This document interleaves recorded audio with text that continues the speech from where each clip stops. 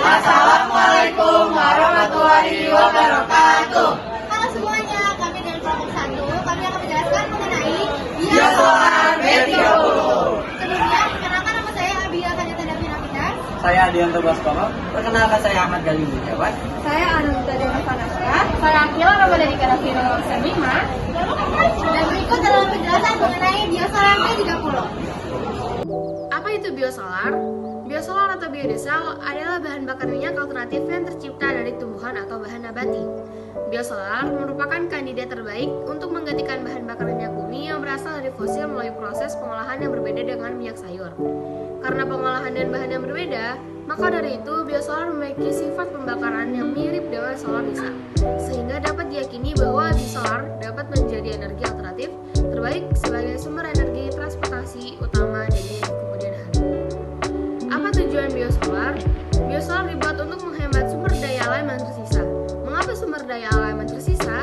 Karena minyak bumi sebagai salah satu sumber daya alam hasil tambang yang sangat berpengaruh di dunia telah banyak kita keruk dari lautan dan perut bumi, dan proses alamiah sendiri memerlukan waktu ribuan tahun lamanya, yang juga menyebabkan minyak bumi masuk dalam kategori sumber daya alam yang tidak dapat diperbarui. Tumbuhan atau bahan nabati yang dapat diolah menjadi biosolar adalah biji kapuk atau biji pohon randu, kacang tanah, nyamplung, dan buah kemiri. Selanjutnya, bagaimana biosolar B30 dibuat? Dalam proses memproduksi biosolar, cara paling umum adalah proses sterifikasi. Proses sterifikasi mengacu pada reaksi kimiawi katalis yang melibatkan minyak nabati dan alkohol untuk menghasilkan asam lemak alkyl ester atau biodiesel dan gliserol.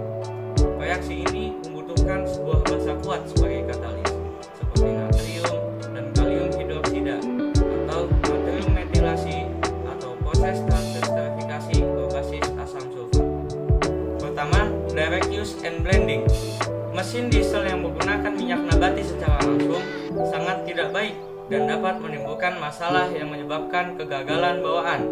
Meskipun minyak nabati memiliki sifat yang mirip dengan bahan bakar biosolar, minyak nabati masih memerlukan beberapa modifikasi secara kimiawi sebelum menggunakannya. Beberapa mesin diesel dapat menggunakan minyak nabati murni secara langsung, tetapi bagi mesin injeksi langsung turbocharged tidak dapat menggunakannya. Yang kedua, ada microemulsion. Proses dispersi keseimbangan koloid dari mikrostruktur cairan isotropik optik dengan dimensi umumnya 1-100 nanometer yang terbentuk secara spontan dari cairan yang biasanya tidak dapat bercampur dari satu atau lebih ionik atau non-ionik. Microemulsion dapat membantu mengurangi viskositas dan di sisi lain dapat meningkatkan angka setana biodiesel. Namun, penggunaan bahan bakar diesel hasil dari proses ini dapat menyebabkan masalah seperti jarum injektor yang menempel, pembentukan endapan karbon, dan pembakaran yang tidak selesai jika digunakan secara terus-menerus. Dan yang ketiga, ada thermal cracking atau pyrolysis. Proses yang mengkonversi suatu zat menjadi bentuk lainnya menggunakan energi panas atau pemanasan dalam kondisi anaerob atau tidak ada oksigen, dan pemutusan ikatan kimia dengan satuan katalisator. Kimia pirolitik sangat sulit dilakukan untuk mengkarakterisasi karena jalur reaksi yang bervariasi. Salah satu bahan yang bisa dipirolisis adalah asam lemak metil ester atau FAME.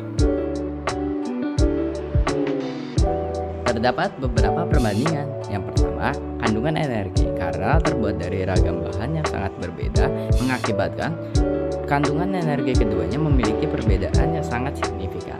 Terus perbedaan yang kedua, kadar sulfur atau belerang merupakan unsur penting untuk menciptakan pembakaran. Nah, yang ketiga, kekuatan proses oksidasi. Dalam pengolahan bahan bakar, proses oksidasi berperan untuk menciptakan sumber energi untuk melakukan pembakaran. Karena kadar sulfur yang jauh lebih rendah, maka proses oksidasi dalam biosolar cenderung lemah. Hal ini dapat menyebabkan penyumbatan pada bagian mesin.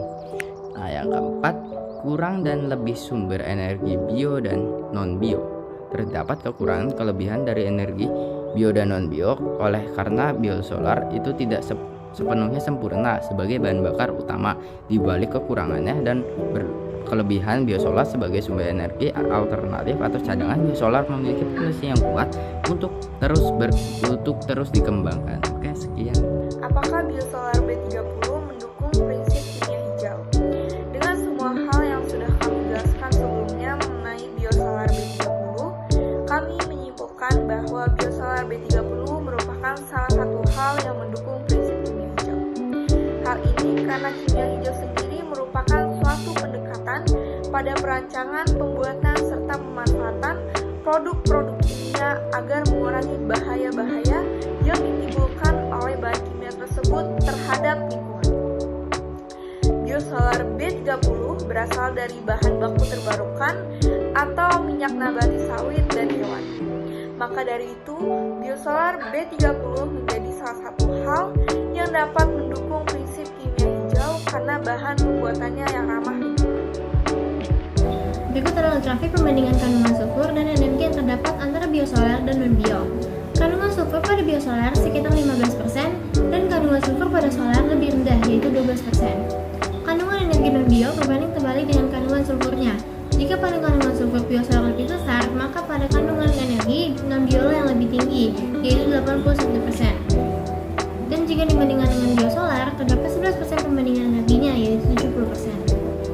Kesimpulannya, kimia hijau adalah hal yang sangat dibutuhkan di dunia, karena semua prinsipnya bertujuan baik untuk lingkungan. Dengan menerapkan seluruh prinsip kimia hijau, kita dapat menikmati dunia dengan nyaman. Pada prinsip kimia hijau yang ketujuh, atau menggunakan bahan baku terbarukan, terdapat beberapa contoh untuk menerapkannya, yaitu menggunakan hasil produk dari pertanian dan hasil alam. Biosolar B30 termasuk salah satunya, karena biosolar sendiri terbuat dari bahan-bahan terbarukan seperti biji kapuk, kacang tanah, dan lain-lain, sehingga dapat mengurangi polusi udara yang sudah mewabah di lingkungan sekitar. Biosolar B30 sudah banyak diperjualbelikan secara legal di Indonesia. Maka dari itu, kita dapat membiasakan diri untuk mengisi bensin dengan biosolar agar bisa mengurangi polusi udara yang terjadi. Dengan cara ini juga, kita sudah bisa menerapkan salah satu prinsip kimia hijau yang ketujuh. Berikut adalah bukti bahwa biosolar sudah diperjualbelikan di Indonesia secara legal. Sekian materi yang kami sampaikan mengenai biosolar B30, kurang lebihnya mohon maaf. Wassalamualaikum warahmatullahi wabarakatuh. Dadah.